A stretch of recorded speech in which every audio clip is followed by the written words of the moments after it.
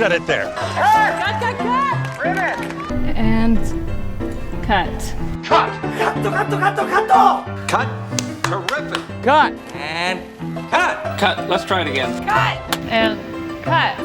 Cut. Check the gate. Cut it. Welcome to Cut, just another movie podcast. I'm Manny. I'm Angie. And we're two siblings that love movies, and we're now entering spooky season. Ha, ha, ha, ha, ha. But before we get to that, we want to plug our last two episodes, which was on the film Almost Famous, where we try to answer, is Stillwater the greatest rock and roll band, fictional rock and roll band of all time? You can actually find it streaming anywhere to any podcast. And we're also on YouTube where we do a video podcast. Just search cutmoviepod and you should be able to find us. Also, you can find us on Instagram and Twitter at cutmoviepod. And let's go ahead and get on with this episode. Angie, what movie are we doing this week? So for this episode, we wanted to pick a classic horror movie, something everyone has probably seen. If not seen, then definitely heard about. And we landed on Texas Chainsaw Massacre, which coincidentally is on the Criterion channel now. So if you have a subscription to the Criterion channel, it's a part of a slew of 70s horror that they're doing, along with like Black Christmas and some other films. But yeah, you can find Texas Chainsaw Massacre on the Criterion channel if you want to watch it, if you haven't seen it. It's also on Amazon. I don't think it's streaming anywhere else, but you can buy a copy of it on Amazon because I think it had the 40th anniversary. Yeah, there's a few versions of it. There's a lot of, they restored it. They did a 4K transfer. But most of the ones that are on Blu-ray are like that same print, which looks amazing. And so we really highly recommend with any of these, if you haven't seen it before, check it out and then listen to the podcast because we don't want to ruin anything. You know, spoiler alert, we will talk very thoroughly about this movie. But we really encourage all you guys that are listening to watch the movie and then listen to the podcast. First off, I need to admit something, that I am not the biggest horror movie fan. We probably just lost all our listeners by me saying that. Angie, why do you like horror movies so much? I didn't at first. I was a really big baby with horror movies. I think the first horror movie I saw was The Haunting in like 1999. And I was really scared to go see it, but I kind of went anyway because I was with my friends. And I actually saw that movie twice because I loved it so much. But even after that, I was still kind of a baby with horror movies. I remember I watched Saw when I was in high school, and it was like I couldn't watch half of it because I had my eyes closed. But I don't know. I think I like horror movie because it's always the same. Not always the same, but like the formula for a horror movie is usually the same. As someone who has anxiety, knowing the way a horror movie ends, it always usually ends the same. And so it's like a fear that you know isn't real, I guess. So it's like a controlled fear where I can control how much I'm getting scared because I know how it's going to end. Doesn't that give you more anxiety though? Or because you know that it's temporary, you could just sort of just move past it? It's kind of the same way I feel about like going to haunted mazes. Like I know that nothing's going to happen really. Like I'm going to get scared, but that's it. But again, I know people who are the opposite of that. Like they're like me. Like you. They're like, I can't go into a haunted maze because then I'll freak out. I can go into a haunted maze. Like I can mentally prepare myself, but you don't enjoy it. I don't. It depends on the maze. But to me, with like horror movies, like I don't need to be scared. I feel like the real world is scary enough. And so to me, it's more of like I don't like jump scares either.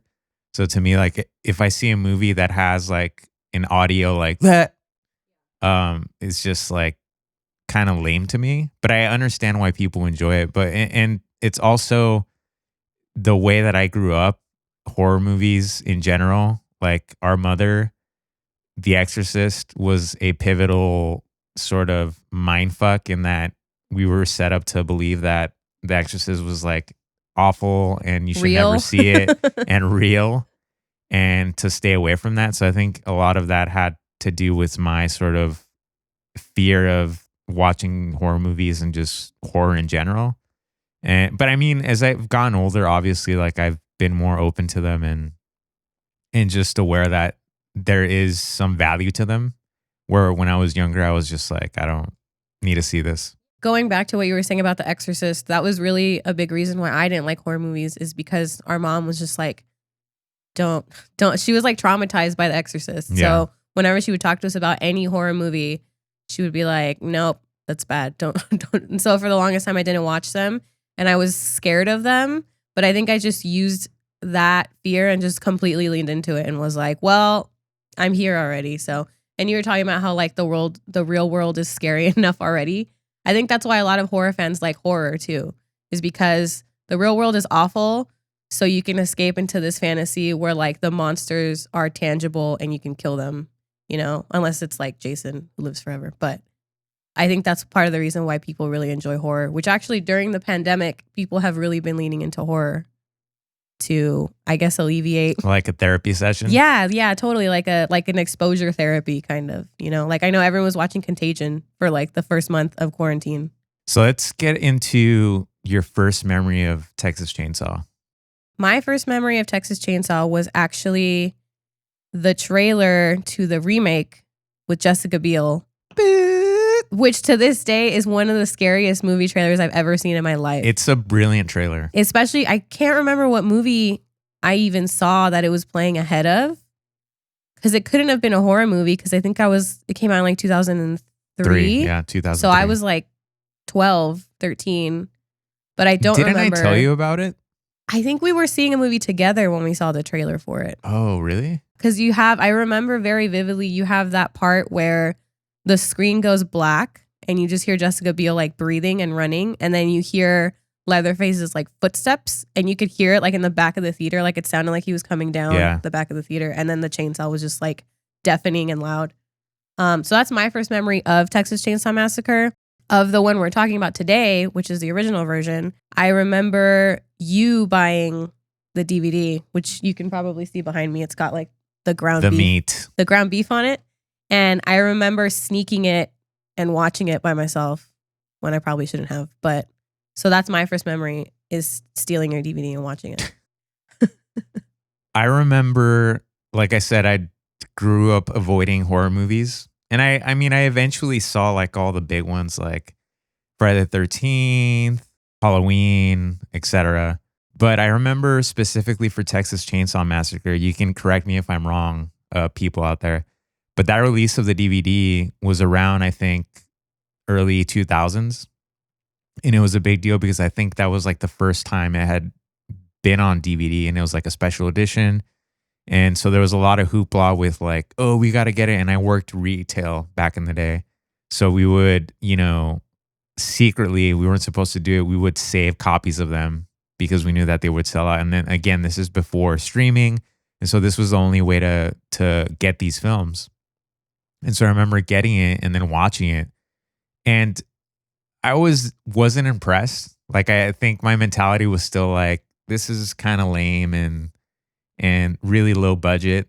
But I think, like I said, over time, I've sort of grown to appreciate these films, and especially doing research and sort of picking up on things that when I was much younger was dismissive of. I'm more open to that stuff. And so when I first watched it, it was just like, like it's all right. Yeah, me too. Obviously, there's something there because it gained a cult following and a lot of people appreciated it. And so, like I said, over time, it sort of grew on me. And obviously now it's one of the all-time classics. Yeah, and I thought it was also weird. Like at the time when I watched it, your copy, I thought it was weird that you even had it. So I was like, why does he have this? Like, it was so weird. Because, yeah, we never had horror movies in the house. We had like Jaws. And I don't think Mom ever even found out about it. Like, to this day, I don't think she even knows that I have it. Yeah, I don't think so either. Yeah, because I remember I'd have slumber parties and my friends would be like, well, what scary movies do you have? And I'd be like, Jaws. Like, I didn't have a horror movie until, for some reason, my friend for Christmas gave me Rob Zombie's Halloween. I don't know why, but that was like the only horror movie I had for a really long time. And now I just have a bunch of them. That brings us to the question about Texas Chainsaw Massacre. When we do these podcasts, we like to ask like an ultimate question that we hope to answer by the end of, you know, spewing out our research and our thoughts on the movie. So for this episode, we want to answer, is Texas Chainsaw Massacre the most influential horror slasher movie and kind of list the reasons why we think it is or it isn't. Angie, I see that you have a drink next to you. Do you want to explain what drink we're having? Normally when we film these, we try to find a drink that kind of correlates somehow to the movie. Last week it was a Heineken. Can't remember what it was for Titanic. I don't think it was anything specific. I don't think we did anything yet. Yeah. But for this one, we decided on the Texas Buck, I think is what it was called. You can hear my ice. So what it is, it's honey, syrup, whiskey, and ginger beer. So it's kind of like a Moscow Mule, but with whiskey. I don't know I think it's vodka in a mule. The reason we chose the Texas Buck is because the movie takes place in Texas, and a lot of the origins of the film are actually based out of Austin, Texas, which we'll, do a deep dive into. Some introductory info on the movie, if you aren't aware. It was directed by Tobe Hooper. It came out in 1974, and it was written by Tobe Hooper and Kim Henkel. It wasn't Tobe Hooper's first feature film, but it was kind of the one that... It was his breakthrough. Right, that garnered him most attention. The budget is anywhere between $60,000 and $140,000. I found kind of those two numbers as I was researching. And the first year it was out, it grossed $26.5 million. And it's also in the collection of films at the MoMA, which is kind of random, but makes sense. The information that I'll be talking about, and probably some of the info that Manny will be talking about, were taken from a few articles. A New York Post article called The Intolerably Putrid Making of the Texas Chainsaw Massacre by Larry Getlin. They Came, They Sawed in Texas Monthly by John Bloom, which is a really good article, which is really long. And I thought it was just weird that it's in Texas Monthly. So check it out if you want to get more information. And then the book Men, Women, and Chainsaws, Gender in the Modern Horror Film by Professor Carol Clover. The Texas Chainsaw Massacre, Halloween, and the Legacy of the Final Girl by Emma Fraser. And The History and Transformation of the Final Girl on Film School Rejects by Mary Beth McAndrews. So that's where I got all my information. All the info that I'll be talking about is mostly from all those articles. A little information on Tobe Hooper. When we were talking about the drinks we're making, Manny was talking about how a lot of the history of the Texas Chainsaw Massacre takes place in or around Austin, Texas. And that's because Tobe Hooper was born and raised in Austin. Back then, it wasn't, the hubbub that it is now. Like now, it's kind of one of the major cities in Texas. Back then, it was just a tiny little town in Texas. His mother actually went into labor with him at the Paramount Theater. Whoa. Yeah. I don't know. I didn't figure out what movie they were watching, but yeah, his mother went into labor in the theater. So he was born to be a director. Born in the theater. He started using his dad's 8mm camera to start making his own little movies. He went to the University of Texas for 2 years and was involved in the radio, TV, film department. He would borrow a 16mm camera from a local news station and would just shoot random movies. And that's how he got a gig shooting for the station, because he would just keep borrowing their camera. After that, he went on tour with folk singers during Vietnam and was kind of contracted to shoot a documentary about them. And that's kind of how he got more into making films. In 1970, he made his first feature, which we were talking about, called Eggshells, which I don't even know if you can find it now. I tried to look for it and I couldn't find anything. So basically the idea was to show the end of the war and kind of the troops coming home, but seen through the eyes of a commune, which sounds weird. Yeah, super weird. When it was released, it didn't really make money, and it was only shown on a few college campuses. And that's how he met Kim Henkel, is because they were working on the film. I think Kim was an actor in it or something. And they started working on a script that they were thinking of a modern version of Hansel and Gretel. That was what they had in their mind. And, they didn't have a budget or anything. So Tobe was kind of what kind of genre movie can we make with no money? And that's when he was a horror movie, obviously. Of course. Which is true. Yeah. Especially around that time, you think about the previous horror movies that had come out, there wasn't much. And the ones that did exist were not of the slasher variety. Right. They were more of, Rosemary's Baby and Psycho, and more psychological than actual, violence in your face. Yeah. Well, the only movie that I think of before Texas Chainsaw Massacre is The Last House on the Left, which is not a slasher movie. It's more of just men being terrible to women. Yeah.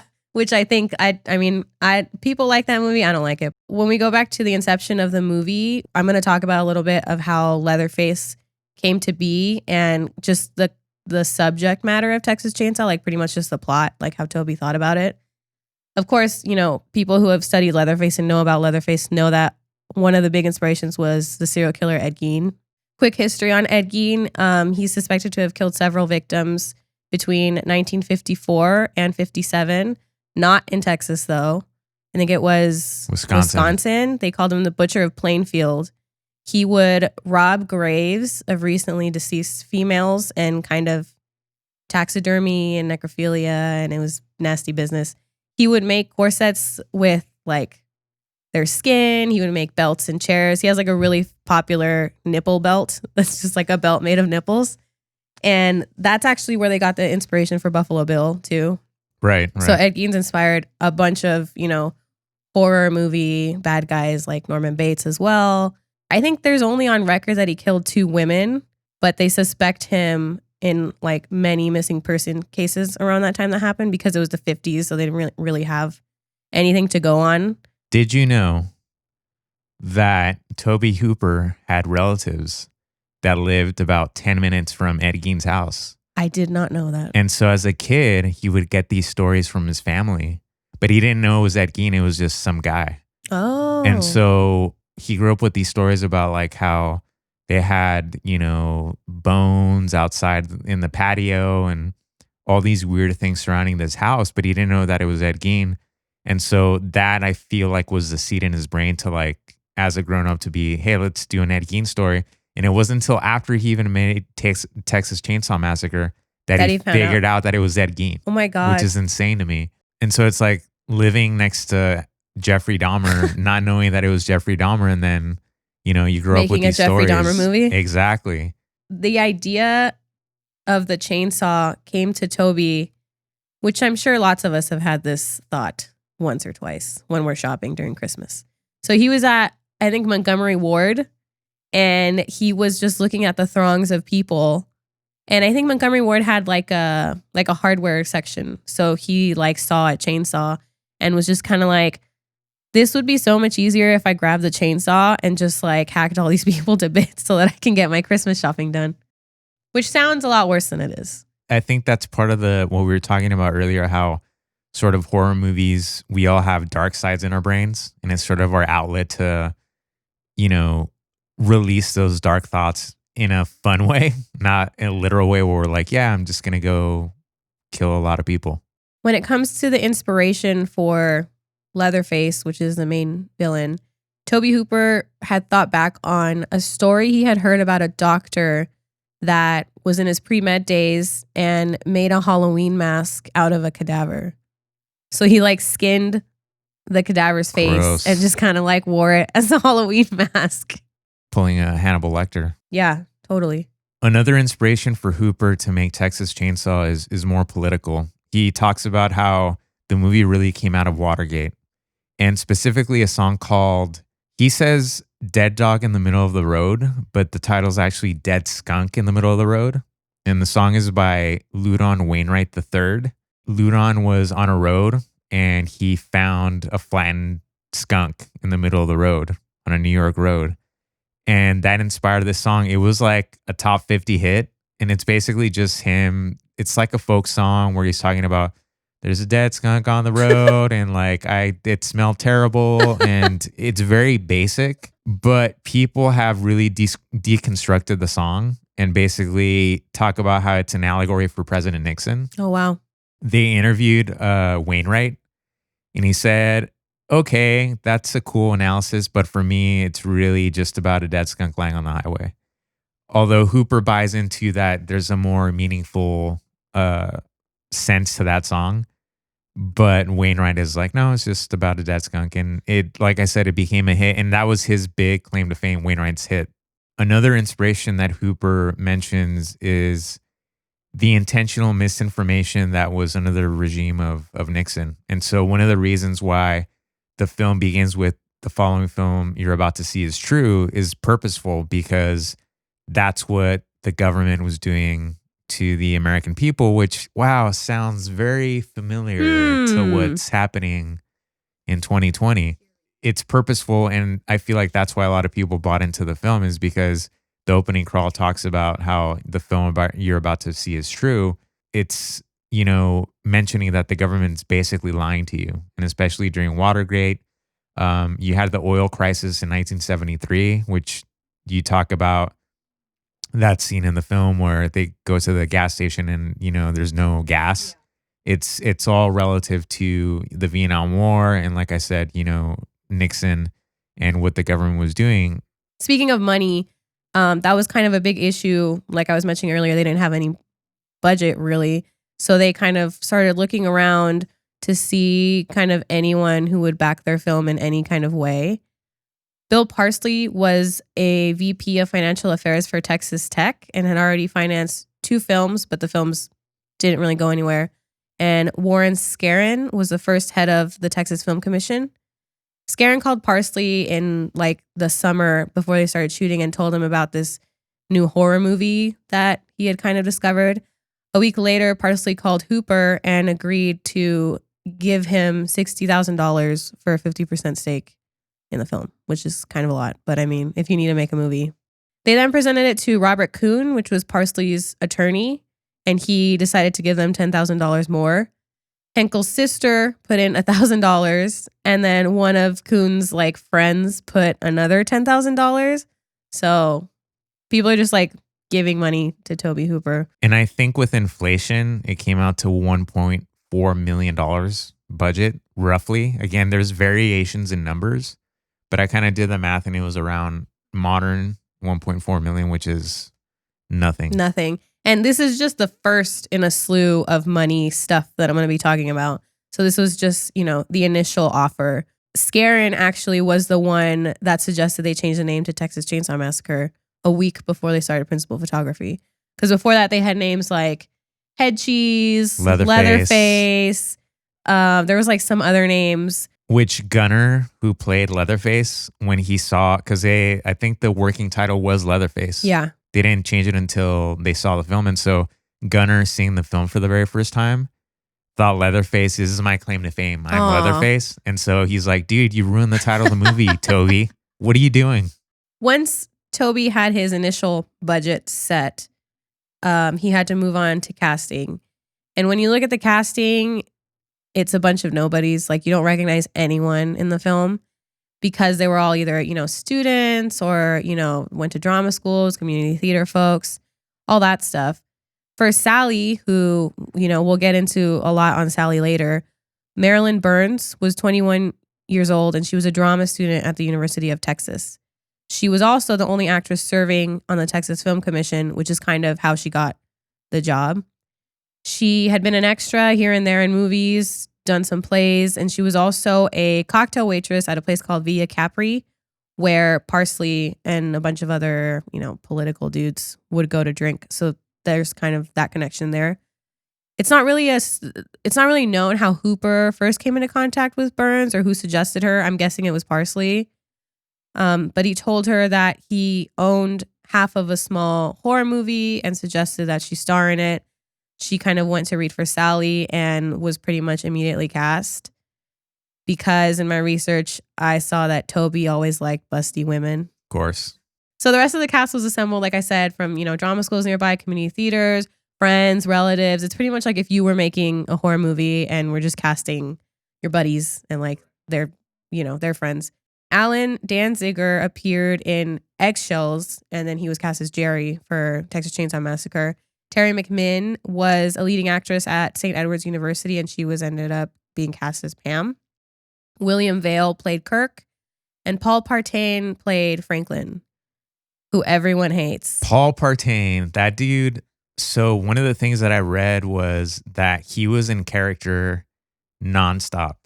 And so even when they cut, he never got out of the wheelchair, was really annoying. And out of all the characters that Toby wanted to kill off, Franklin was high on the list because he was so annoying. And so when that scene happened, he was just extremely happy to get him off the damn set because but Toby admits that he was great. that he was great in that character. When they interviewed Marilyn Burns kind of about it, she was pretty much like, you know what?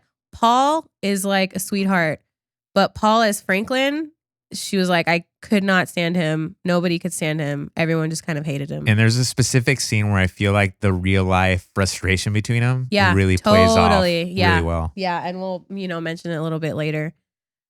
Moving on to my least favorite character, more than Franklin, is the hitchhiker. Because he's just like disgusting. Ugh, I hate him. So Ed Neal was cast as a hitchhiker.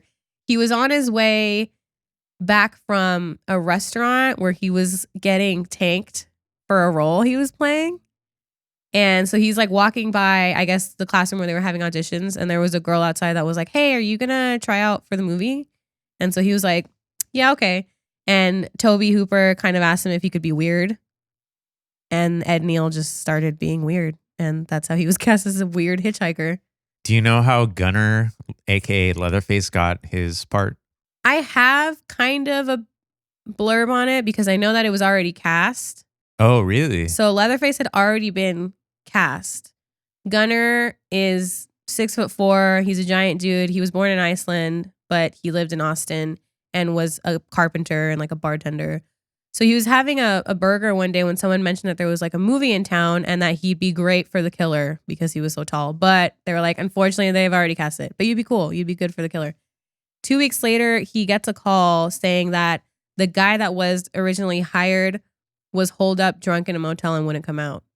And was kind of blabbering about how the movie had like bad karma to it and like he just didn't want to do it and just like would not come out. So Gunnar Hansen went to see Hooper. And he didn't even read. Hooper just saw him walking across the street and was just like, that's the guy.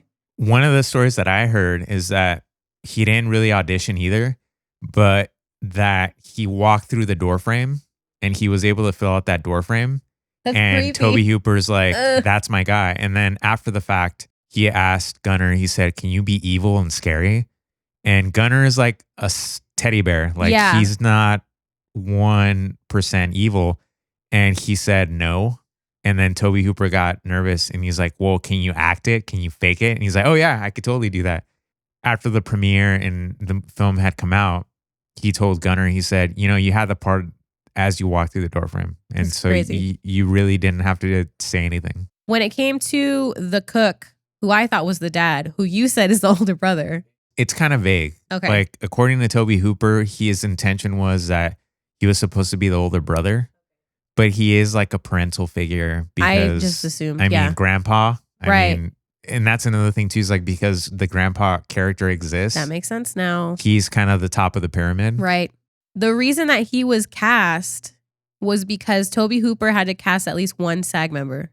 Jim had met Hooper, Henkel, and Bozeman a couple years earlier on another film. And Toby called him and was like, dude, I need a SAG actor that I can pay union scale to.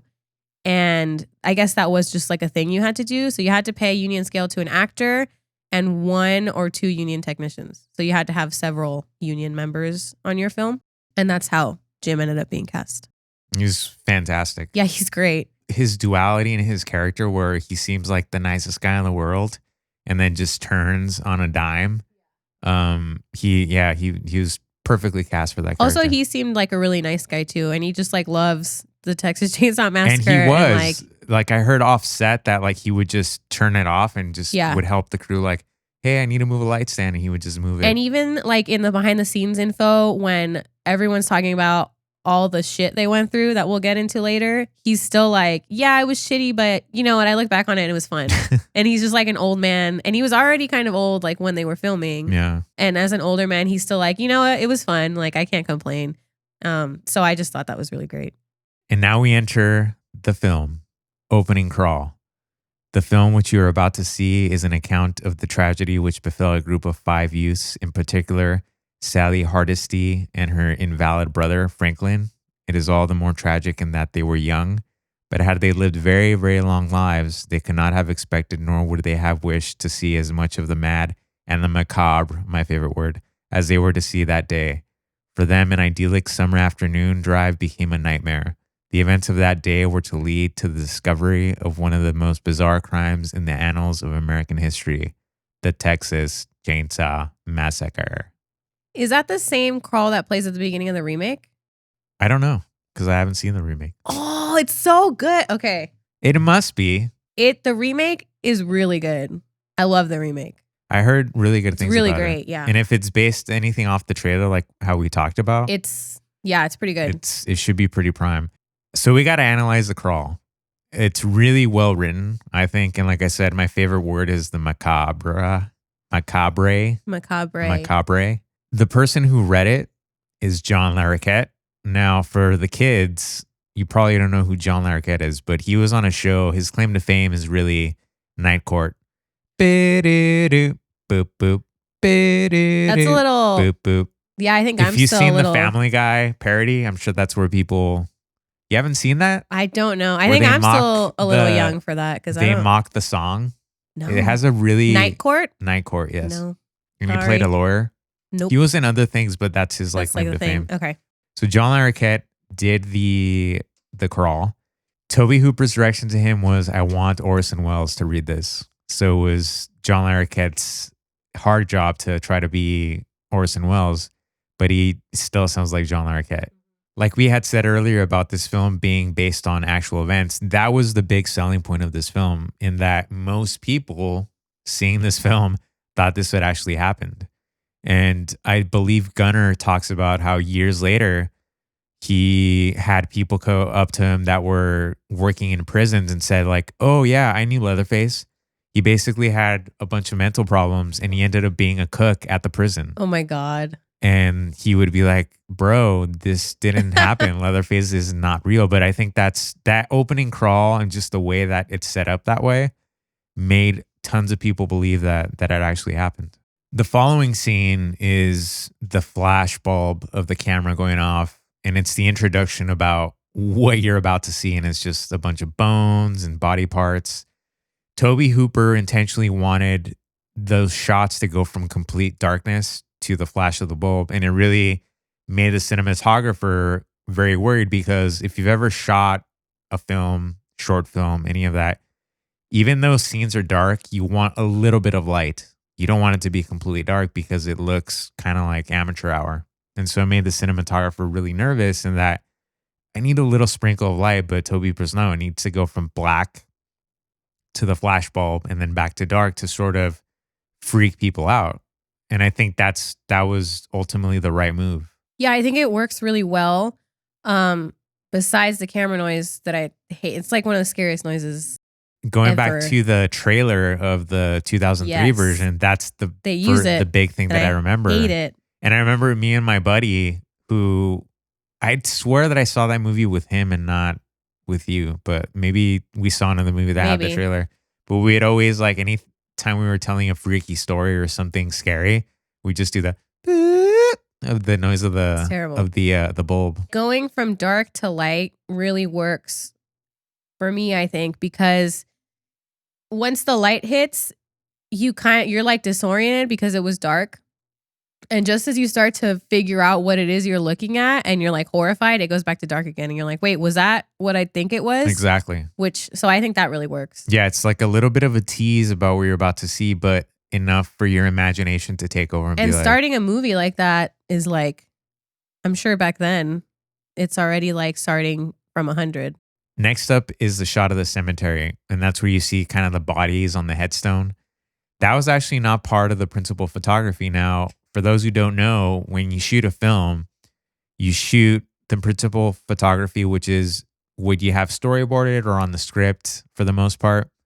And every movie misses something, or you're filming something and you think, oh, we should do this scene to sort of connect the story a lot better.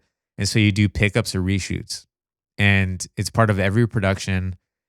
And that was part of one of the pickups, is that they thought that they needed a better opening because the film was not supposed to open that way.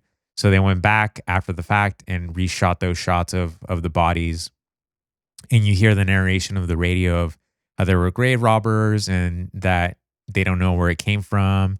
And I think that adds a little bit more of the mystique of that this actually happened, and shooting at a real cemetery adds really to the atmosphere of the beginning of the film. The opening credits are, I think, some of the most talked about, because when I first saw it, I couldn't tell what that background was. Like it looks red with the black. And it was just like, what am I looking at? It sort of reminds me a little bit of the Stargate sequence in 2001, where it's sort of a mishmash of like real landscapes and just oversaturated colors. The footage that they actually show were sunspots. Okay. And just like you could see sort of the flares off the sun and just like really saturated with red. And a lot of film experts sort of dissect that as like, oh, there's this hidden meaning with the sun and there's like, it's hot and it's red. And so it's like death and Satan and whatever. But Tobe Hooper says, we just thought it looked cool for opening the film. Like there's no real much more depth than that. If you've seen the original poster, or at least one of them, it's the shot. Oh, you can actually see it behind Manny right now.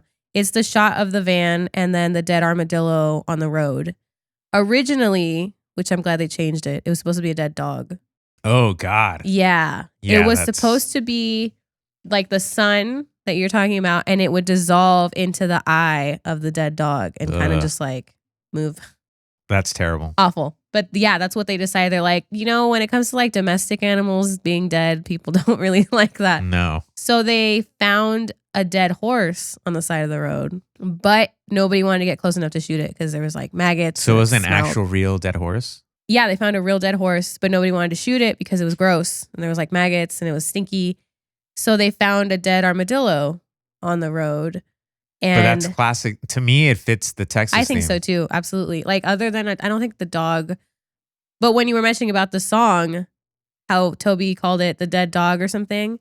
Yeah, that it was based off would that make song. sense. Yeah. And just that whole setup of the beat, like them in the van and like how hot it is and everyone's like sweaty and sticky is so disgusting to me. Like I hate being sweaty and like hot. So that already had me feeling so gross when I was rewatching it. I was just like, why am I watching this? What's interesting about the whole van sequence is that they were actually driving. They obviously were an independent shoot, and they talk about how, why didn't we choose to like just halt the van and not drive it and just pretend like we're driving like you would? They didn't know any better because they were coming off film school and the cinematographer was like 23 years old. And he even talks about how if you notice the windows are hot, meaning that they're overexposed.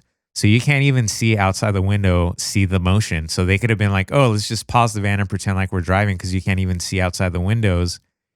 But they, like I said, they didn't know any better. And so they just sort of did it for real. And so the driver, I forget the actor's name, he was getting pissed off because it was hot and he just needed to keep driving. But Tobe Hooper also brings up that them actually driving in the heat added to the characters and that they couldn't really fake it not being hot, where you could have directed them if it wasn't hot, be like, oh, pretend it's hot. It's not the same. Franklin takes a piss. Now, I had talked about how Tobe Hooper was glad to kill off Franklin, but this was the beginning where you could really see his character be, and I get it that he's in a wheelchair and you should really feel bad for him. I get that, but at the same time, he's over the top annoying, but at the same time, it sort of sells his character. The green Ford van that the teenagers are in, that was actually the van of Ted Nicolaus, who was a sound recordist. And so they basically had two production vans, if you want to call them that. But one of them was going to be the main van, and then the other one was going to be the gaffer van. The gaffer van is basically where you put all the lighting equipment, all the electric equipment, and the sound equipment. And so they voted that the smaller van would be the Ford green van that was Ted's. So they basically had to settle for the smaller van to be the actual van that where the teenagers drive in. Speaking of the scene where Franklin goes to pee, that was actually Paul's last scene. Oh, really? And there had been so much. This is after all the money issues were kind of happening because a lot of the actors opted to like defer their payments. They had kind of had it up to this point. So Paul was like, if you want me to shoot the scene where I fall down the hill, you're going to have to pay me. Or else you can find some other chubby guy to throw off the hill. And he says that in that scene where he's falling off the hill, in his pocket of his shirt is the check that they gave him. Really? Yeah. Wow. So he's like, me rolling down the hill, there's a check in my pocket. We move on to the cemetery. Now, this is essentially the premise of the film, in that they're trying to find Sally's grandfather's headstone. And that's where the backstory sort of begins. This is where Tobe Hooper begins to mention how the original rating that he wanted for Texas Chainsaw was PG, and which is insane. Even now, like if you were to make a movie like Texas Chainsaw, to be like, oh yeah, it's just going to be a Let's just PG make rating. it PG and have the word massacre in the title. And so the deal was originally to the MPAA, which is the Motion Picture Association of America, is that they could give him a PG rating, but he would have to cut out a lot of blood and essentially show no blood at all, which of course didn't happen. And so the movie initially got an X rating by the censors, but then they lowered it down. They had to recut a few things, and he was able to lower it down to an R rating. If you think about Texas Chainsaw, there isn't that much blood really in it. There's only a few scenes where there is blood, but one of the talks is that people have this false memory of it where they think, oh, it's so bloody and it's like over the top. And even fans have gone up to Tobe Hooper saying, dude, the special effects are so incredible. And like, why can't they make movies like that? And he's like, oh, they're incredible because there are no special effects. It's all practical. A lot of the blood is fake, but it isn't like an Evil Dead film where there's like just a plethora of tons of blood everywhere.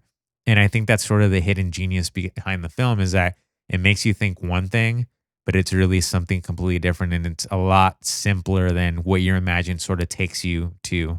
And I think that's what makes it scarier, is that a lot of the scenes with kills don't exactly show you what's happening. So you kind of imagine it, and that makes it freakier. And like you were saying about the MPAA, Toby was pretty much calling them the whole time he was trying to edit the movie, trying to be like, hey, I have this scene where we hang someone from a hook. Like, how can I get that in the movie and have it pass the ratings? Right. And they were like, okay, well, you can't show like the penetration on the hook. And so it was just like stuff like that where he kept calling them and being like, this is the scene I want to shoot. How can I edit it to where I can get away with the rating? A lot of give and take. We're trying to find that line. The following scene is like those shots of like the cows, which watching it, were you unsettled with like those shots at all? No. Gunnar really. was. Because he says that those shots of the cows were the creepiest thing that he had ever seen. And also, having not been part of the production, he didn't see it until obviously the final film. And he said, yeah, those shots of the cows were just very eerie. We get into the interior of the van, which is right before the hitchhiker. They decided to pick up the hitchhiker. And going back to what we were talking about, how they chose to actually shoot the van driving, the cinematographer talks about the way that he shot it. And so this film was shot in 16 millimeter, which you can see the grain, which bugs some people, but to me, I think it adds a really cool aesthetic to it. And the film stock that they were shooting at was really low ASA. Now, what that means is, like, if you're shooting any type of film or even digital, there's a speed to the recording or the film speed.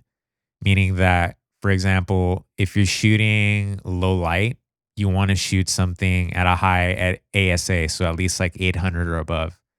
And the same thing on a digital camera, it's ISO. And so you would shoot at, 1600, whatever. This film was shot at 25. Ugh. That's why it's so grainy, especially a lot of the chase sequences when they're in the forest. You can't see anything. It's super grainy. So when I heard that about the cinematographer, I just really empathize with that, because it's literally like impossible to shoot at night and not have it look grainy. And even the daylight stuff, he said that they had to use lights where normally you wouldn't need lights now. That's why the windows are so hot. They're blown out in the background. And it gives you a reason of why the film looks like the way that it does. Planets in retrograde. I caught that. Yeah. I was like, okay. Yeah, because Pam's reading a book about constellations and like the zodiac, right? Right. So she talks about, I think she talked about Sally's sign, which she says she's like a Capricorn or Aries or something. And she's like, Saturn is in retrograde. That means for you, like, bad things are coming or something like that. And everyone else is like, do you really believe that stuff? So I thought that was kind of a funny bit. I had completely forgotten about that scene. I didn't remember it either. And I know that a lot of people out there really buy into it and shit is going bad. Oh, something's in retrograde. Mercury is like, always in retrograde. right. This is Franklin's horoscope. Travel in the country, long range plans, and upsetting persons around you can make this a disturbing and unpredictable day. The events of the world are not doing much to cheer one up. And then Sally's horoscope. Capricorn is ruled by Saturn. There are moments when we cannot believe that what is happening is really true. Pinch yourself and you may find out that it is. It's a setup to their bad luck that they're about to happen. Picking up hitchhikers, good idea or bad idea? Bad idea. Terrible idea. And I think back then it was fine. It's very commonplace. And I think movies like that, like Texas Chainsaw Massacre, or, real life events like the Manson murders and just like stuff like that kept happening, really kind of drilled the fact that you shouldn't pick up random people on the road, which I'm sure was really commonplace back then because that's how people got around. Like not everyone had a car. Right. And, in the hippie era and everything, that's how people got around. But I don't know if it was real life events that did it first or movies that just ruined it for us. But just instilling that fear that nobody had ever really thought about before. And now nobody picks up hitchhikers because of movies like the Texas Chainsaw Massacre. Because you're like, what if this person I'm picking up is going to kill me? And going back to the original question that we said, is this the most influential? How many films after the fact had some kind of hitchhiker? And I mean, there's a film called The Hitchhiker. Moving in, when they pick up the hitchhiker, there's a song playing throughout this whole sequence in the background. And it's called Fool for a Blonde. And it's one of the only songs in the movie because everything else is just like ambient noise. The writer, Roger Bartlett, was paid $50 for the song. And the reason they chose it was because of the juxtaposition of the song. The song is about being like in a cafe in Paris and just kind of looking at all the pretty women versus the scene of what's actually happening, which is the hitchhiker ends up like taking Franklin's knife and cutting his arm with it and like freaking everyone out. And so I thought having that song in the background makes that scene extra creepy. Having researched this film and knowing what I know now, I never in a million years would think about this film showing us how bad capitalism is. And it really begins with the hitchhiker. And if you think about where he's coming from, there's a scene before where Franklin is talking about how his grandfather, made all this money as a basically killing cows and the way that they used to kill cows versus how they kill them now, where before they would like hit them with a sledgehammer and it was really gruesome. It was very manual, very personal. And then he brings up the scene where, oh yeah, now they have this like gun and it shoots him in like the brain. Cattle prod, right? Yeah, which totally took me to No Country Old Man. Yeah, of course. Friendo. You have that imagery of before things were very personal and now they're very industrialized and just not connected with the person that's doing the job. And if you see what happens with the movie, you have the hitchhiker who comes from a family that used to have a business and now they're struggling to feed themselves. And what do they have to... So you can argue that it's because of capitalism that Leatherface totally exists. Can. And Toby Hooper talks about that. He doesn't say it so specifically, but he says like there are certain moments, and we'll get more to it as the movie comes along, but this was like the big moment where I had that revelation of like, holy shit, like it kind of makes sense. Because I think the hitchhiker mentions it, because the hitchhiker, that's his job, or that was his job. He was the sledgehammer guy. And Franklin is like, isn't it better though? Like now that they have like the gun, like they don't suffer as much or something like that. And the hitchhiker's like, no, because now I don't have a job or something like that. Exactly. Right? And it's, again, back to the impersonal that it isn't. Yeah. There's no connection there between the worker and the job that they're doing. When the hitchhiker's talking about using every part of the cow, it really made me want to be a vegetarian. Not me. No? No. You're just like, more meat? Whatever. Bring it. Bring it. True story, and made Guillermo del Toro want to be a vegetarian. Did it really? After watching the film. I think if they weren't using every part of the cow and it was going to waste, then I would have more feelings about it. But the fact that he's like, no part of the cow goes to waste, like we use everything. I'm just like, okay, well, then that cow's life was not in vain. Dude, but there's obviously parts that you wouldn't want to eat, or I'm not I going wouldn't to wanna eat them. I'm not saying I'm going to eat them. Yeah, but when I'm you just saying someone is when eating you buy them. chorizo, That's fine. It's delicious. Chorizo's delicious. Isn't As long- chorizo pork? dude, but there's like lips Whatever. and assholes. It's good. It's delicious. I don't care. We get to the point where the hitchhiker takes Franklin's photo, and that's where like the weirdness really begins, if you haven't already felt the weird vibes. And so he's using a Polaroid camera, and he takes Franklin's photo, and then Franklin's like, yeah, you can't even see me. And then he like burns it, and then he grabs, I think, his knife, right? Yeah. And then he basically cuts like Franklin's arm. Yeah. And that's when everyone freaks the fuck out. And then he jumps out. I love how the van is moving so goddamn slow. Yeah. And When he's they just push like, him out. the sounds that he's making with he's like spitting out air, or like I don't know he's what like he's slurping being and weird. like being super weird. Do you think that thing on his face is like a scar, or is it just like dry blood? Isn't it like a mole? That's what I'm saying. Like, is I it think it's a a mole, mole, or yeah. is it just dry blood from I think his it's other a victims? mole. After they kick the hitchhiker out, rightfully so, he also smears his blood all over the car. Do you think that's like a sign to the rest of the family or to Leatherface if they happen to see the van? That's what I thought. Right? I thought he's leaving his mark, and that we need to get these. He's marked them. Yeah, basically. exactly. Because like Franklin goes nuts about like, are we being chased? He's super paranoid. Yeah, and then he's like, is that his blood on my knife? or is it a symbol? Does it mean something? Yeah, yeah. So what I took from it is that it's a mark to let Leatherface Yeah. that they're coming, since they're in that, I thought that too. same area. Once they kick him out, they stop at the gas station where there's no gas. And it's a real gas station. It's in Bastrop, Texas. And now I think recently they opened it up as like an Airbnb type thing where you can stay there. They have like cabins you can stay at. Nice. Before that, it was just a gas station barbecue restaurant. And it's like a horror memorabilia store now. So you can get barbecue, you can spend the night, you can buy horror stuff. Did you get a feeling the first time you watched it that they were in on it? Or did you think he was just The some gas- random gas station? Oh, I Yeah. thought it was just a random Yeah, that's gas what I thought too. station guy. After the gas station, they finally get to Grandpa's place, which is Sally and Franklin's grandfather. This abandoned house, which is like, of course, teenagers trying to find abandoned housing. And yeah, what could possibly go wrong? And so they get there, and I feel like that's where like Franklin even gets more sad and more annoying. That scene of Frank, I hate that scene. He's so annoying. They're inside the house, and they're kind of like going through doorways and stuff like that. And then there's the part where like there's that close up of the spiders coming out, which they had found not at that specific house, but somewhere else. And they took a footnote of like, maybe we should reshoot that later and capture it. And so they went back to that house wherever they found it, and were like, oh yeah, it's still there. And so they were able to grab so it there's a real spider on a pickup. Yeah. I hate it because like I don't normally hate spiders. Like I'm fine about spiders. But just the fact that they're so close together and you can't really tell what it is. Daddy long legs. And the sound, it reminds me of the Shining spider sound that they use in The Shining. Yeah. It's very similar.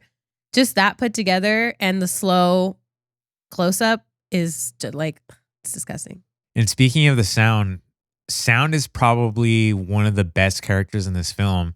And it's something I feel like that smaller movies, kind of like Texas Chainsaw, sort of forget. But I think Tobe Hooper knowing, and he actually edited a lot of the sounds, or recorded a lot of the sounds.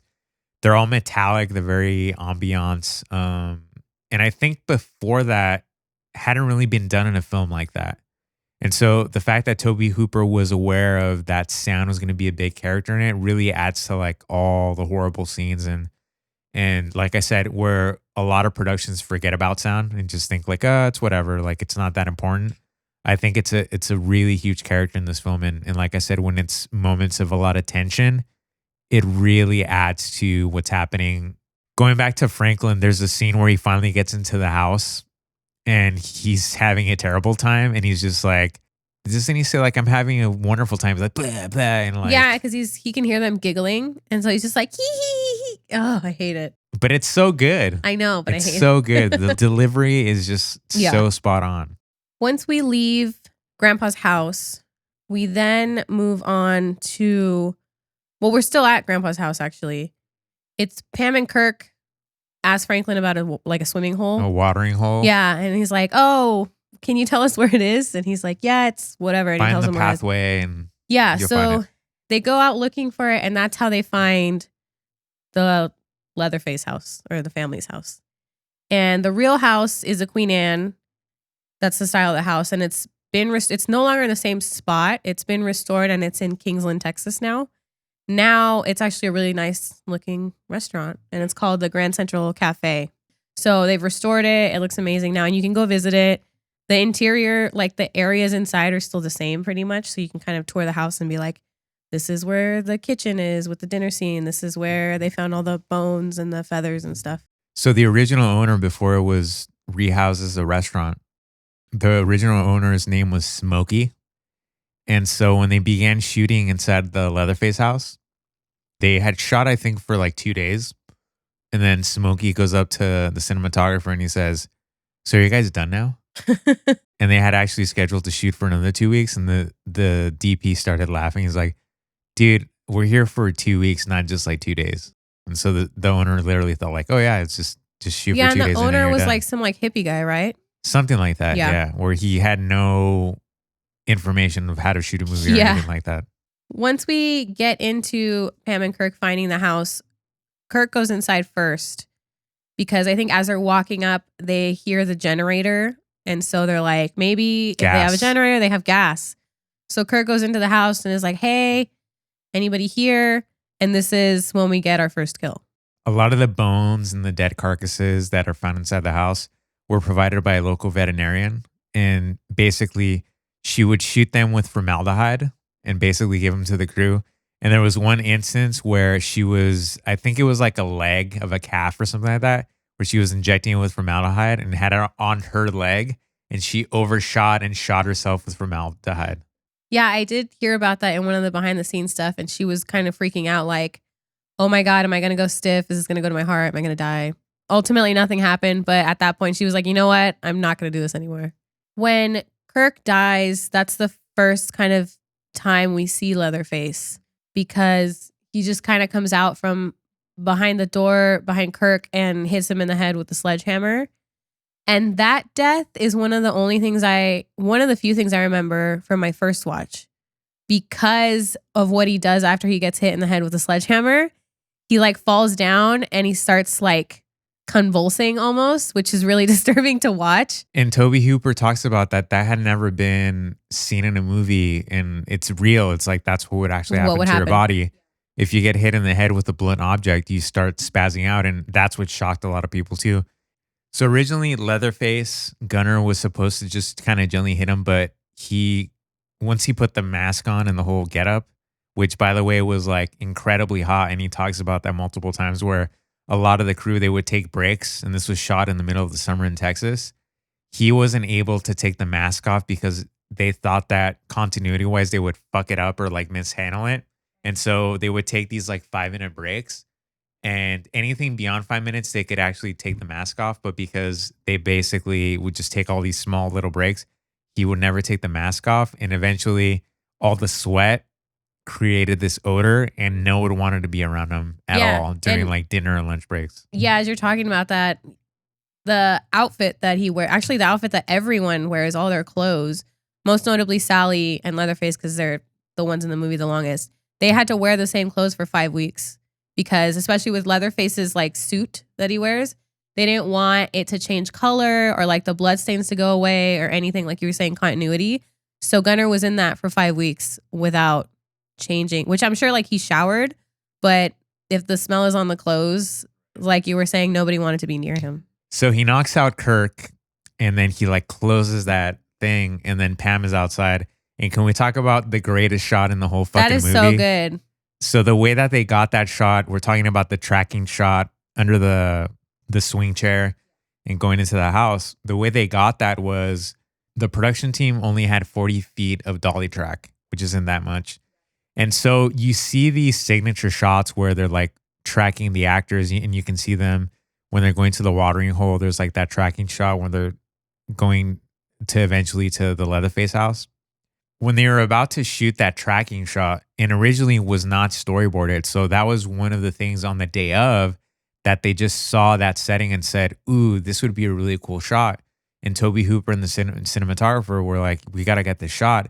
But it was met with a lot of opposition by the production team, because the production team was like, literally, we have X amount of days to shoot this, stick to the storyboards, and we got to keep it moving. But the setup of setting up the track was going to be very involved. And so when they went up to the producers and said, we want to get the shot, they're like, no, we're not going to do it. We got to keep moving. The cinematographer and Toby Hooper were like, no, this is going to be a really amazing shot. And they actually came to a standstill and were literally saying, if we don't get this shot, you can fire us. And Wow. it basically got to a big standstill where they could potentially have been fired. And it became this big hoopla. And finally, they were able to strike a deal with the producer and said, it's not going to take that long. Let's just fucking shoot it. And to me, it's one of the most iconic shots in the whole film. That whole sequence really is kind of iconic, shot after shot after shot, because you have Leatherface dragging Kirk in and then shutting the door, which is another scene everyone remembers. And then you have Pam walking up to the house, which is another scene people talk about. And then once she gets into the house, she sees Leatherface and tries to run out of the house. And then you have that shot of him grabbing Pam from behind and dragging her back into the house, which is another really recognizable scene in the movie. So the first time they ran that sequence where he grabs Pam, Gunnar had these 3-inch boots, which actually made him even taller than he really was. And so when he ran through the doorframe, he hit his forehead on the doorframe and knocked himself out.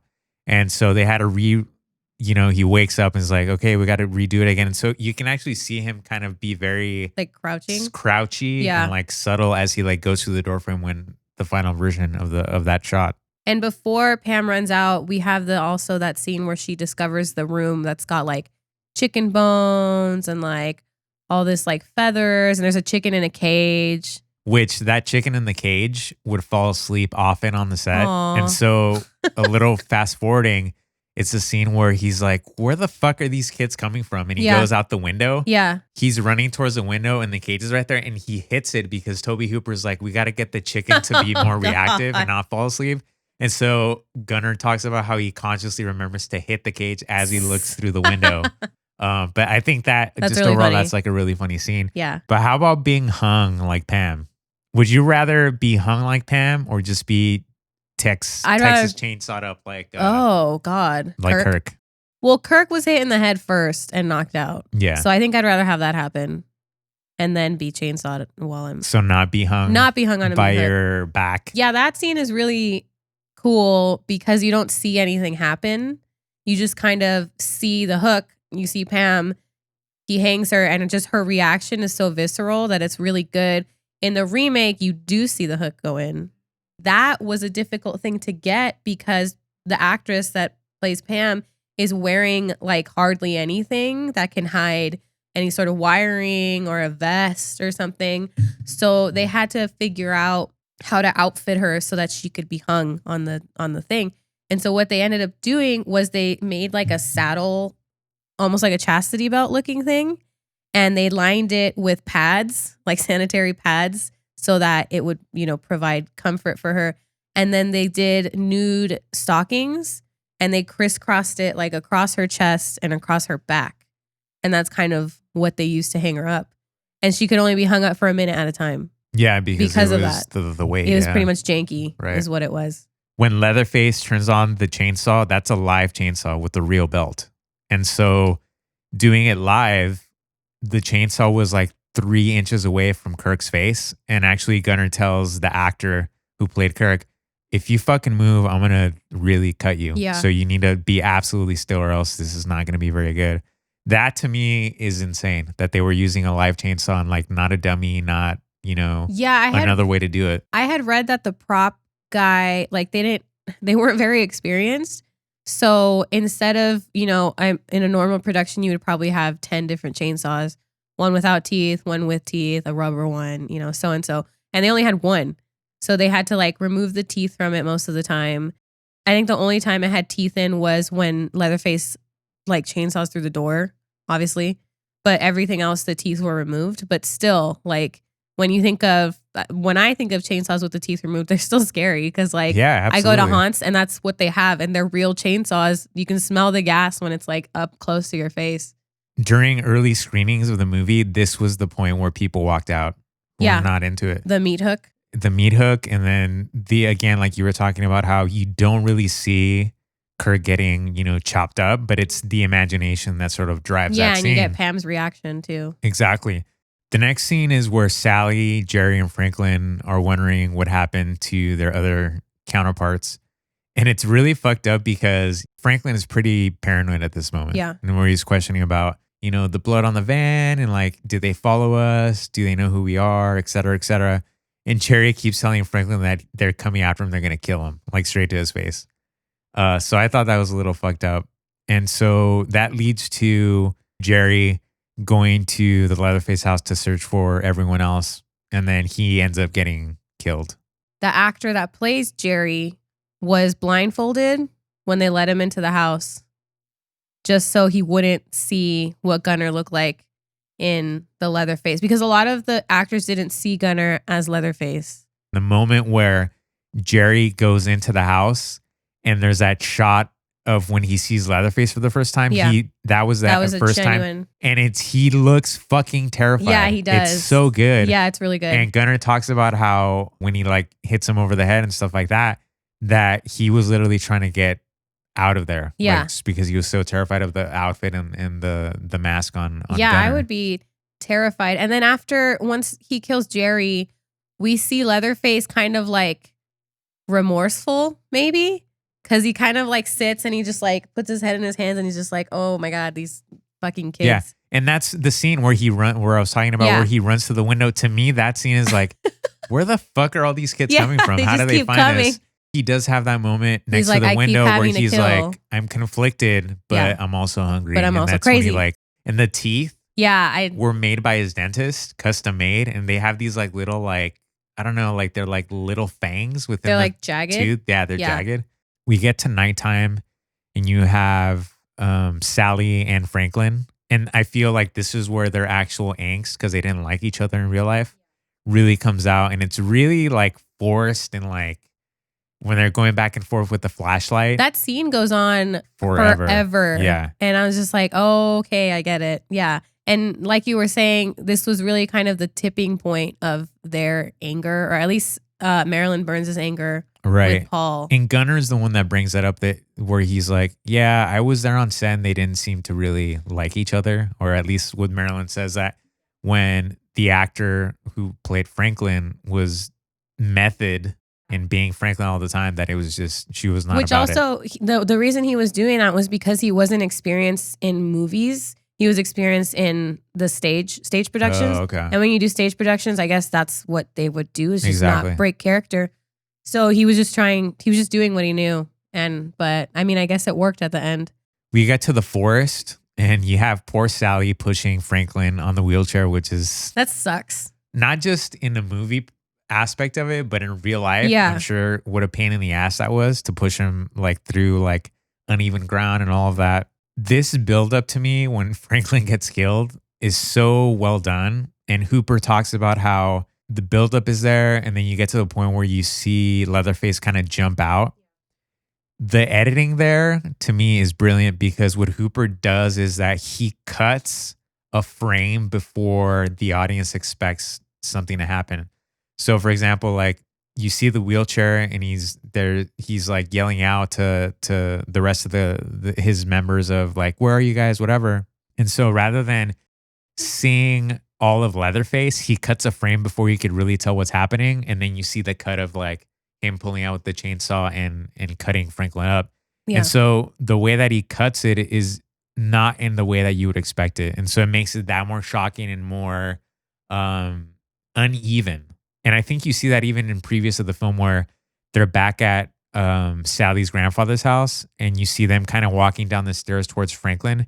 And it's chopped up in a way where you feel like something bad's gonna happen, but nothing does happen. So it's kind of like a fake out. Leatherface jumping out actually got me this time I was watching it, because I just wasn't ready for it. And it happened. And I was just like, oh my God. And leading up to that, they're in the dark and it's so like discombobulating, because you're trying to make out Sally and you're trying to make out Franklin and everything's so grainy, like you were talking about. And then all of a sudden you just get Leatherface jumping in your face. So yeah, like you said, I thought that was really well done. a lot of it is hidden because the camera's behind Franklin, so you don't actually see Leatherface carving him up.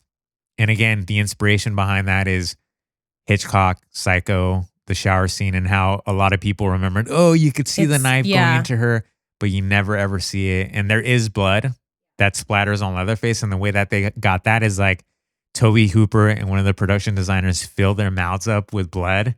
And so they're literally physically spitting it out at Leatherface, but apparently it tasted delicious. Whatever. Maybe it was like the weird was. corn syrup one, because I've had fake blood in my mouth and it's disgusting. Really? Like the blood capsules, they taste like they're nasty. Marilyn was a slow runner. And so after Franklin gets killed, Gunnar talks about how he deliberately had to like stop and then start chopping part of the forest with the chainsaw because Marilyn was just slow that he would just catch up to her so easily. And so a lot of those scenes leading up back to the Leatherface house, you see him taking these weird pathways. It's like zigzaggy. Yeah. And so it's like one of those critiques where you see a horror movie and you're like, oh my God, they're so slow. Yeah. Like, why is he like being, well, it's because the actors maybe aren't that fast. That's funny. And it was also another thing where those 3-foot boots that he was wearing were so unwieldy that he would fall a lot of the times.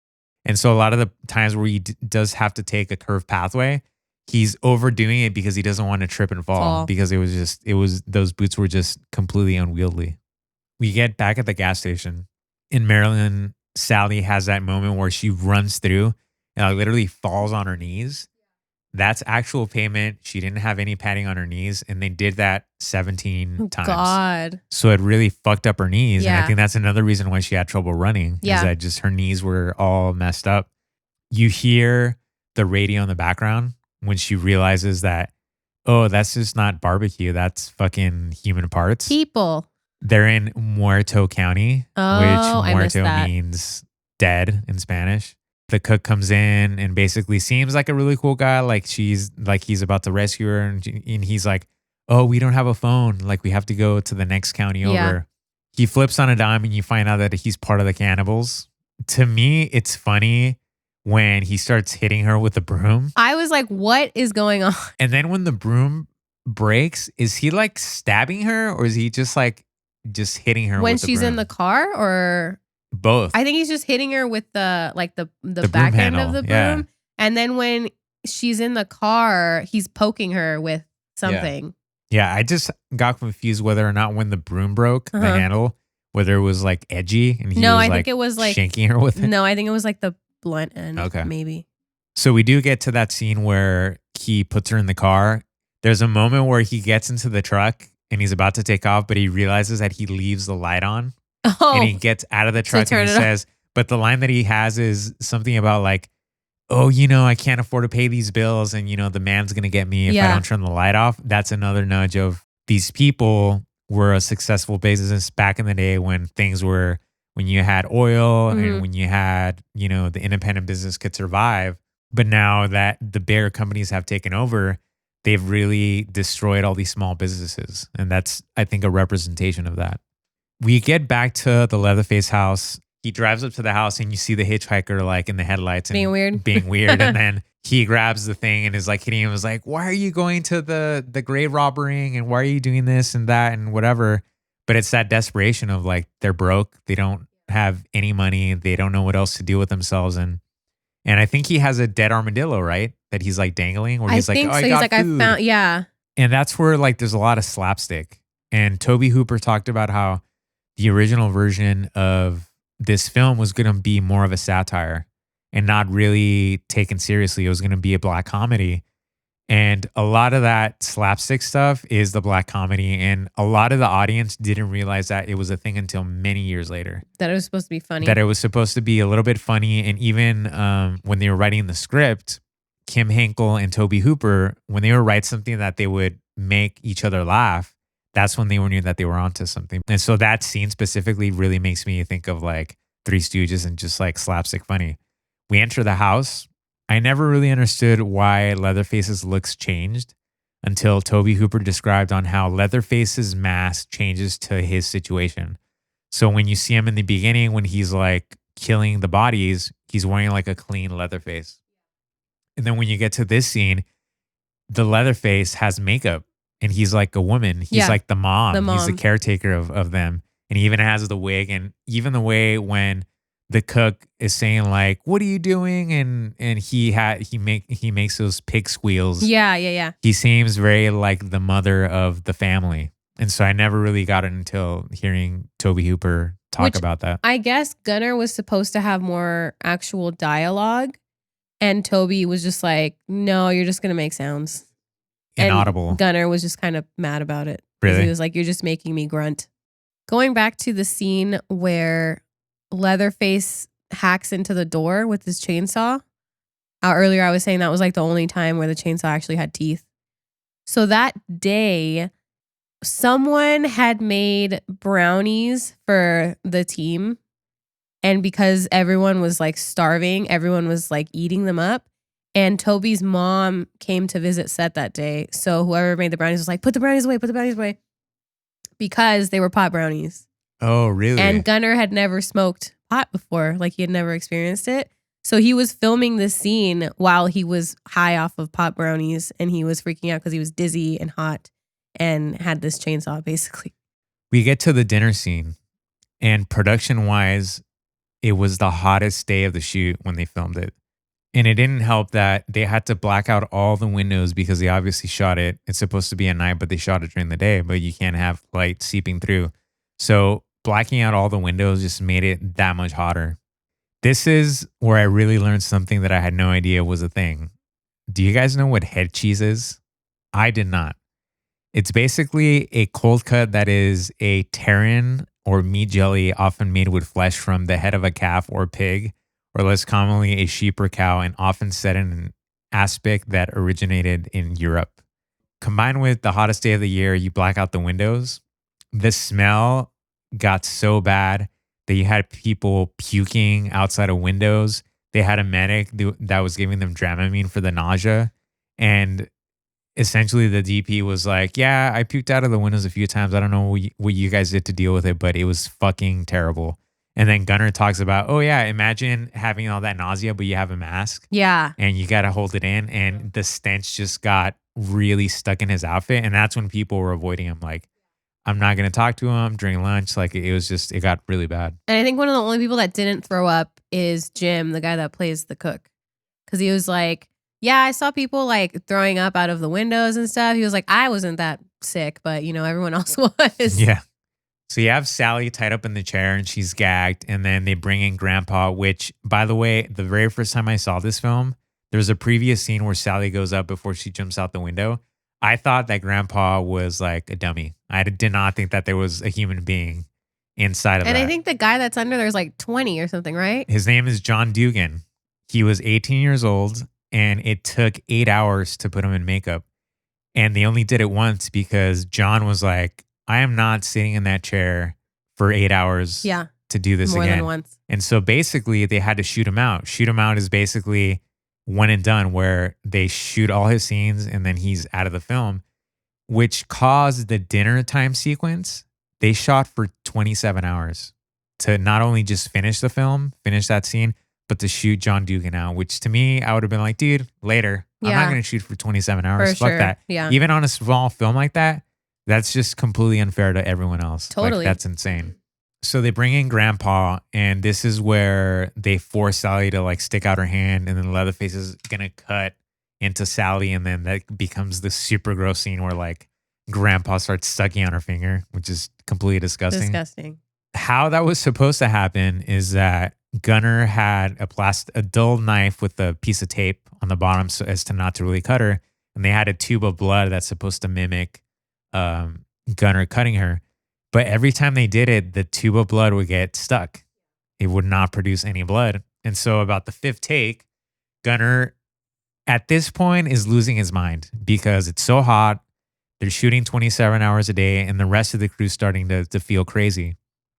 And so what he does without telling anyone, he takes the tape off, the knife, and actually cuts Sally for reals. And so that scene in the final version is actual blood. And that's her real reaction of getting cut up. Yeah, by and I Leatherface. read that Dugan didn't even know that it was actually her Nope. blood until after. And then he said it was kind of erotic when he found out. And I was like, What? ew. Yeah. I did not hear that in the commentary, but even Toby Hooper didn't know. Like in the commentary, they're like, wow, I'm finding out all these weird things about this film that I had no idea when we were shooting it. After they have Grandpa kind of sucking on Sally's finger, that's when they start really getting at her with, I think it's like the mallet. They start like telling the grandpa to hit her, and he can like barely hold the mallet and he keeps dropping it. And so I think the cook and Leatherface are like helping him like hit Sally with the sledgehammer or the rubber mallet or whatever. And when they were doing it, I guess at first they were kind of like not really hitting her. I mean, it was a rubber mallet, but still they weren't really hitting her because they didn't want to. Jim Sito, who plays the cook, was like, I didn't want to hit her. Like I didn't want to hit her. But I guess after a while, you know, Toby was like, it just looks like you're not hitting. Like doesn't look fake. real. And so Marilyn was just like, you know what? Just hit me. Like it's totally fine. And after a while, like Jim started really getting into it and started hitting her and was saying that after like 8 or so takes of him just like beating the crap out of her, Toby was like, okay, we got it. And then Marilyn just like fainted because she had been beat up so much. The escape. So after that scene, they hit Sally over the head with it and she manages to escape. And then not only breaks through one window, but breaks through 2 windows to get out of there. And all I can think of is when she's all bloodied, I can think of Carrie, which totally came after the like fact. Sissy And so I Spacek, think for Brian sure. De Palma definitely saw this film and said, I'm going to copy this for Sissy Spacek. Yeah, and I guess the part where she jumps out of the window, originally Marilyn was like, I'm just going to jump out of the window. Like, I'm just going to jump out of the window. But I guess they shot it in 2 takes where it's like her jumping through the window and then the landing. They had to like pull her up in like a harness of some sort, like maybe 8 or 10 feet off the ground, and then drop her so she would stick that landing. And when they were interviewing her, she's like, I would have rather just jumped out of the window because it was scarier to be hung up and then just like dropped. Yeah. And she did bust her ankle a little bit when she lands. And that's why when she's limping later, when she's running away from Leatherface, that's like a real limp that she got from that jump.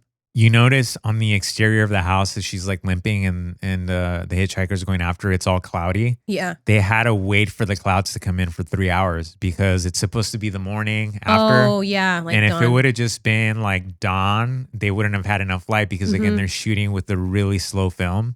And so the clouds create nice diffusion and kind of gives you that warm. And again, Sally being a slow runner in real life, they're both sort of like trying to slow down to give her enough space to run away. They mostly shot this film in order. So how you see the film is kind of how they shot it. And so this is towards the end of the film shoots. And like we were saying, this day was a 27-hour shoot day. It was incredibly hot. The crew just wanted to be done with the fucking film. Everyone was just over it. And there's a point where they're waiting to do a setup and Gunner's just sitting out there in the sun. It was 110 degrees and his mind is just like gone. Yeah. Like he doesn't even know what he's doing anymore. He starts believing that he is Leatherface. Like for reals, like he talks about how the scene previous where they're trying to hit her. Yeah. And he thinks he's like, I need to kill Sally. Yeah. For reals. But then he like snaps out of it. One of the producers, Jay Parsley, sees Gunner just zoning the fuck out. And he says, hey, Gunner, come to my car. And he had a Buick car. And in the back of the trunk, he opens it and there's a case full of Lone Star beer. And so he tells Gunner, grab 2 beers. He puts them in the passenger seat, cranks the AC, and he's like, drink the beers. And then they went for a ride, just like in the AC. And that kind of got Gunner back into the swing of things. We get to the shot where the hitchhiker gets run over by the Black Maria, which, do you know why it's called Black Maria? No. That was Thomas Edison's production studio, which is considered the first film production studio. Had no but idea. It's not Black Maria, it's Black Mariah. Oh, but it's spelled like Maria? Yeah. Okay.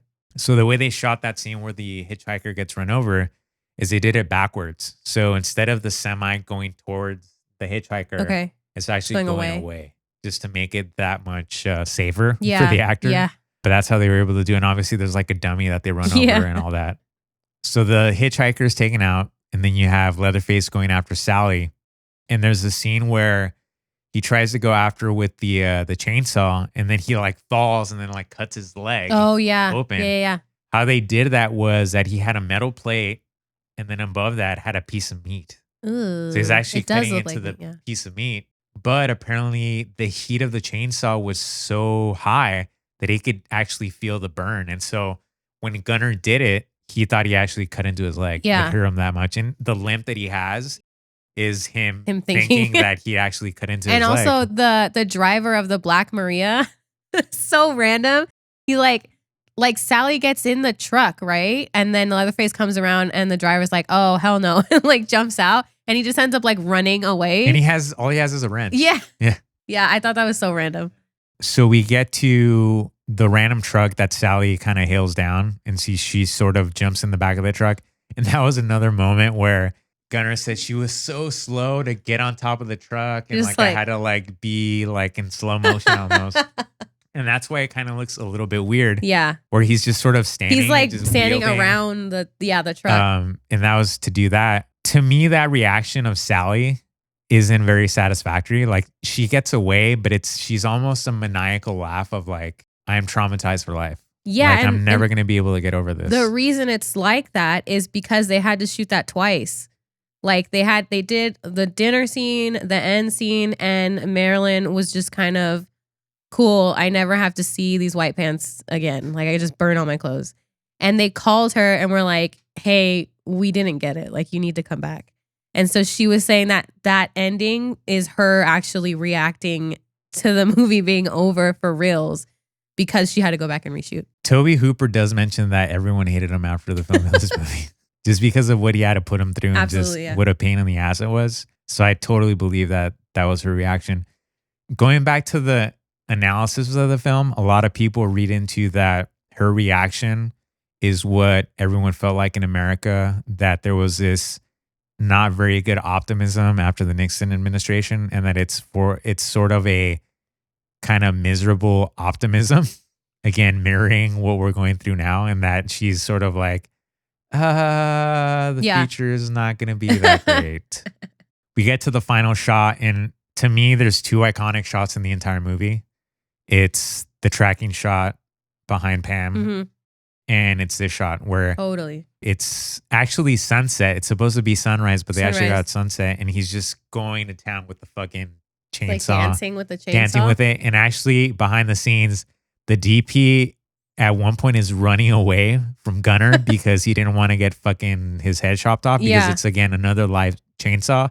Toby Hooper's with a big ass cigar, also like behind the camera trying to get out of the way. Yeah. And then another producer just dodging the shit out of the chainsaw. This was another real scene because Gunnar was just so fed up of everything and Toby that he was actually swinging at Toby, and Toby ducked in one of the swings, and that's kind of the inspiration for that last. I believe it. scene. But it's such a great shot, and it's, again, the two shots that I think of when I think of this movie is those two shots. One of the things that really plagued the production, other than budgeting, which was, I mean, it was always money, was one of the things. Besides budgeting, it was, the actors getting paid. What the actors did is they waived their salaries, like I mentioned earlier, or they deferred payments. And Toby had kind of told them that they had a certain point system. They had a certain number of points of the production company, what they were getting from it. And then it turned out that 0.5 percentage that the actors got was actually only worth 0.25 because the actors owned stake in the company that owned stake in the movie. So the company only owned 50% of the movie, and the actors originally thought that their 0.5 was that, but because they had a stake in the company that had a stake in the movie, not the movie, their percentage went down to 0.25. Jeez. So obviously the cast was pissed. Oh, yeah. I mean, they're already pissed with the horrible shoot that it was, and now Yeah, like, and they're I not going to get think compensated. that Gunnar said that his first royalty check was like $40, which is like Jeez. nothing. Yeah.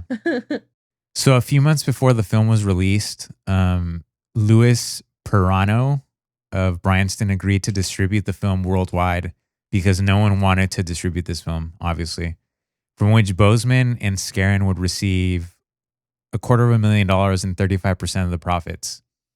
Years later, Boseman, who was one of the executive producers, stated, "We made a deal with the devil, and I guess that in a way we got what we deserved." They signed the contract with Bryanston, who essentially screwed them over. After the investors recouped their money with interest, Scarron and the lawyers and the accountants were paid only $8,100. That was left to be divided among the 20 cast members and crew members, which is nothing. Eventually, the producers sued Bryanston for failing to pay them their full percentage at the box office. A court judgment instructed Bryanston to pay the filmmakers $500,000, but by that time, the company had declared bankruptcy, so they basically had nothing. Yeah. In 1983, New Line Cinema acquired the distribution rights from Bryanston and gave the producers a large share of the profit. So it wasn't until 1983 that anyone started getting legitimate royalties from the film, which, again, you're talking a decade after the fact that it was made. So a lot of money was lost in that respect. And going back to Bryanston, which I think they knew before they agreed to go into business with them, Joe and Lou Pirano were part of the Colombo crime family. They had gotten into the film business because of Deep Throat. They extorted the film rights. And I think they knew this going in, but were kind of just like, you know what, we really need the money. And so when it came time for them to try and sue them, they were just like, you wouldn't, we're in the mob. How are you going to sue us? And that's the shitty thing about independent productions is that there's no fail safe. You have to get the money where you can. And even if it's from the mob, whatever money that you can get to make your vision happen. And but then when you get fucked over, you have nothing. So it's a slippery slope for sure, especially in that time. For 8 years after Texas Chainsaw came out, it was annually reissued at first run theaters and it was promoted in full page ads. The film eventually grossed more than $30 million, but that's after being out for years, which I think through inflation was over $100 million. So it definitely made a huge profit, but it took a lot of time. It also made, when it came to rentals, it made $14.4 million, which made it the 12th highest grossing film initially released in 1974, despite its small budget. To Bryanston's credit, I know that they were sketchy, but they did a really good job in marketing the movie. So the film screened in October 74 in San Francisco. The reports came out that the audience got sick and that people threw stuff at the screen and wanted their money back, which wasn't true. But this is just a marketing thing. It was kind of the first instances of that kind of marketing that we saw with The Exorcist, where it was people passed out with the Blair Witch Project, with Paranormal Activity, just stuff like that we keep hearing. The truth is that there was some politicians, including some city council members that had been invited to a screening of The Taking of Pelham 123, and they snuck in Texas Chainsaw as a second, a double feature, a double bill. And when they saw it, they just hated it, and the press found out about it. And that's kind of how the word of mouth started, and it kind of became an overnight hit because of the marketing, especially because of the poster, because it says what happened is true. That's kind of the tagline. It's not really certain how many people saw it at first, but in the first 4 days in Texas, it grossed about $600,000. In San Francisco, cinema goers walked out of theaters in disgust. And in February 1976, 2 theaters in Ottawa, Canada were advised by local police to withdraw the film lest they face morality charges, which is really? Morality? What the fuck is that? Morality charges? Canada. It was banned for periods in many other countries, including Brazil, Chile, Finland, France, Iceland, Ireland, Norway, Singapore, Sweden, and West Germany. In Sweden, it would also symbolize a video nasty, a discussed topic at the time. A video nasty apparently is just a horror movie, a disturbing film. Yeah. Linda Gross of the LA Times called it despicable and described Hankel and Hooper as more concerned with creating a realistic atmosphere than with its plastic script. Roger Ebert of the Chicago Sun-Times said it was as violent and gruesome and blood-soaked as the title promises, yet praised its acting and technical execution. Donald B. Berrigan of Cincinnati Enquirer praised the lead performance of Burns, which I completely agree with. Marilyn Burns as Sally deserves a special Academy Award for one of the most sustained and believable acting achievements in movie history. Yeah. The amount of screaming and terror I cannot. The last 20 minutes is screaming. Incredible. Up there with any scream queen. So now we talk about its influence and impact, because that's the question that we're really asking. To me, it sort of paved the way for the slasher film as we know it now. And before that, we did a lot of research to try to find films of that caliber, and they really didn't exist. I mean, you talked about that Wes Craven film, Last House on the Left. but that film is all sorts of wrong and Yeah. just not even in the same league as Leatherface or Texas Chainsaw. It also created, I would say, a big influence for Darth Vader and any kind of masked villain. I Yeah. mean, you think about what happened after the fact. You have Jason, you have Freddy Krueger, you have Mike Myers. All of them essentially a variation of Leatherface, and they all have their weapons, And before that, there wasn't really any of that Yeah. existed. And so it really paved the way for those films that came out in the 70s and the 80s. Wes Craven crafted his 1977 film The Hills Have Eyes as an homage to Texas Chainsaw. And even Ridley Scott said that then inspired him to make Alien. Since we're talking about, influential parts of the movie and trying to answer the question if it's one of the most influential horror movies, I think we've already established that it's one of the first slasher flicks and kind of influenced every other slasher movie since then, because you have the mask, you have their weapon, Also, one of the things that Texas Chainsaw Massacre did is establish the final girl, because I think Sally is one of the first final girls, if not the first final girl. When I was going back earlier talking about my sources, I mentioned a book called, I think Men, Women, and Chainsaw or something like that. The author of that, Carol Clover, made a book in 1987 called Her Body, Himself, Gender in the Slasher Film. And that's the first instance we get of the term final girl being used. So I'm not 100% sure that she was the one that invented it, but that's the first instance of the final girl that we see mentioned. And she describes her as being the one who encounters the mutilated bodies of her friends and perceives the full extent of the preceding horror and of her own peril. She is chased, cornered, wounded, whom we can see scream, stagger, fall, rise, and scream again. So that's kind of what the final girl is. And, when you have movies like Texas Chainsaw Massacre and Halloween, which are the first instances of final girls that we know, they start off as being catered towards young men, because horror movies were catered towards young men then. We didn't have this renaissance of, girls that love horror movies like we have now.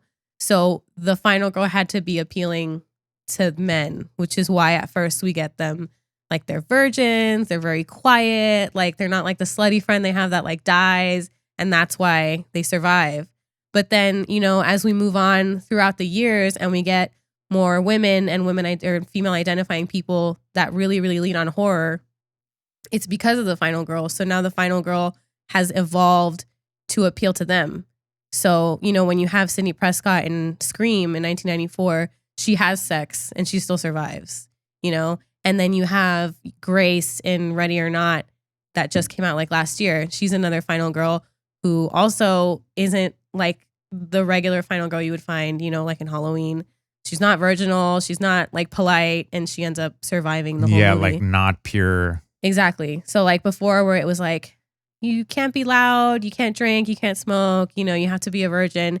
Now that's just kind of being thrown out the window because it's evolved, and now horror movies are being catered more towards women and female identifying people than before.